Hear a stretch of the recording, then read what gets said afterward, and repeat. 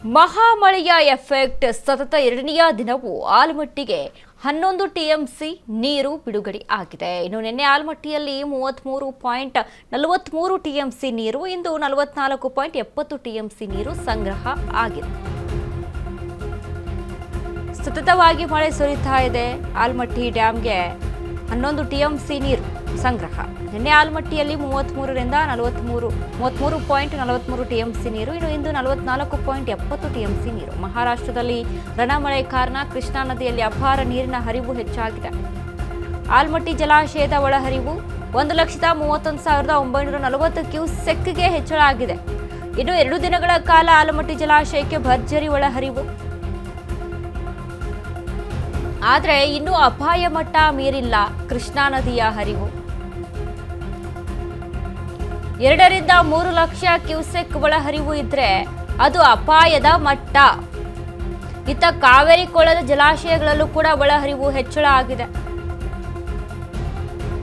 ಕೆಆರ್ಎಸ್ಗೆ 1,26,12,694 cusec, ಇನ್ನು ಹೇಮಾವತಿಗೆ 15,647 cusec, ಹಾರಂಗಿಗೆ 3,665 cusec. ಮಹಾಮಳೆ effect ಸತತವಾಗಿ ಎಲ್ಲ ಡ್ಯಾಮ್ಗಳು ತುಂಬಿ ತುಳುಕ್ತಾ ಇದ್ದಾವೆ.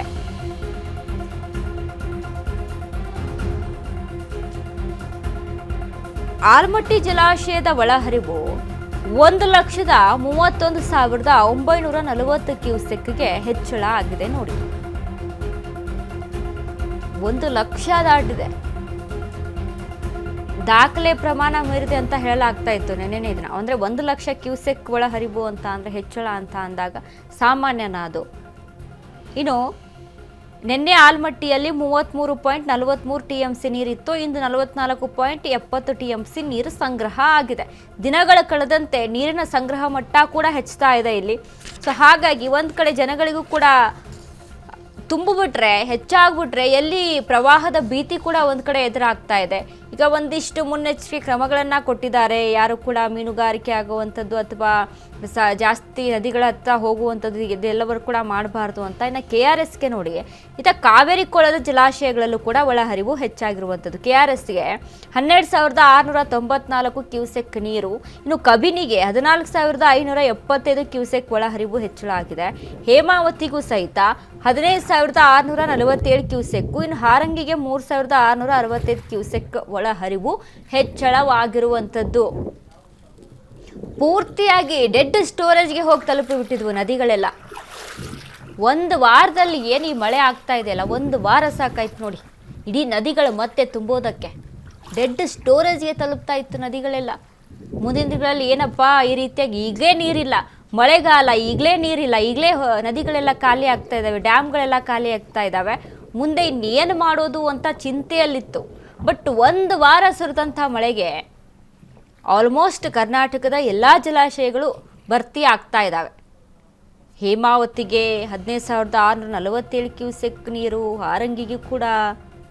ಇವೆಲ್ಲ ಸಾಮಾನ್ಯ ಕೌಂಟಿಂಗ್ ಏನ್ರಿ ಇವು? ಫುಲ್ ಡೆಡ್ ಸ್ಟೋರೇಜ್ಗೆ ಹೋಗಿ ತಲುಪಿತ್ತು. 1 ವಾರ ಸುರಿದಂಥ ಮಳೆಗೆ ಖುಷಿ ಪಡುವಂಥ ಸುದ್ದಿ ಇದೇನು ದುಃಖದ್ದಲ್ಲ, ಖುಷಿ ಪಡುವಂಥನೇ ಸುದ್ದಿನೇ. ಯಾಕಂದರೆ ಎಲ್ಲ ನದಿಗಳು ತುಂಬ್ತಾ ಇದ್ದಾವೆ ಅಂತ ಅಂದರೆ ರಾಜ್ಯಕ್ಕೆ ಮುಂದೆ ನೀರಿನ ಸಮಸ್ಯೆ ಬರೋದಿಲ್ಲ ಅನ್ನುವಂಥದ್ದು. ಬರಗಾಲದಲ್ಲೂ ಎಂಥ ಬರಗಾಲ ಬಿದ್ದರೂ ಕೂಡ ನೀರಿರುತ್ತೆ, ನೀರನ್ನು ಬಳಕೆ ಮಾಡ್ಕೋಬೋದು ಅಂತ.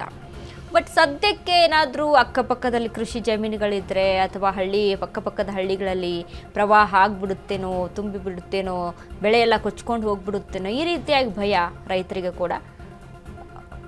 ಹೀಗಾಗಿ ಸರ್ಕಾರ ಕೂಡ ಅದಕ್ಕೆ ಏನು ಬೆಳೆ ವಿಮೆ ಅಂತೆಲ್ಲ ಏನು ಕೊಡ್ತಾ ಇದೆ, ಬೆಳೆ ವಿಮೆ ಎಲ್ಲ ಮಾಡಿಸ್ಕೊಳ್ಳಿ ರೈತರು ಮುನ್ನೆಚ್ಚರಿಕೆಯಾಗಿ.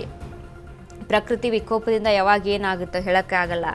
ಇನ್ನು ಆಲ್ಮೋಸ್ಟ್ ನದಿಗಳತ್ತ ಹೋಗುವಂಥದ್ದು ಇದೆಲ್ಲವನ್ನು ಕೂಡ ಕಡಿಮೆ ಮಾಡಬೇಕಾಗುತ್ತೆ. ನದಿ ತುಂಬ ಬಂದ್ಬಿಟ್ಟಿದೆ, ಹೀಗೆ ಅಂದರೆ ಫಿಶಿಂಗಿಗೆಲ್ಲ ಅಂತ ಹೋಗ್ತಾ ಇರ್ತಾರೆ, ಅವೆಲ್ಲವನ್ನು ಕೂಡ ಅವಾಯ್ಡ್ ಮಾಡ್ಕೊಳ್ಳಿ. ಇಲ್ಲಿ ಆಲ್ಮೋಸ್ಟ್ ನೋಡಿ ಒಂದೊಂದು ಕಡೆ ಈ ಮಹಾರಾಷ್ಟ್ರ, ಈ ಬೆಳಗಾವಿಯಲ್ಲೆಲ್ಲ ಅಂದರೆ ಪೂರ್ತಿಯಾಗಿ ಸೇತುವೆಗಳೇ ಮುಳುಗಿ ಹೋಗ್ಬಿಟ್ಟಿದೆ.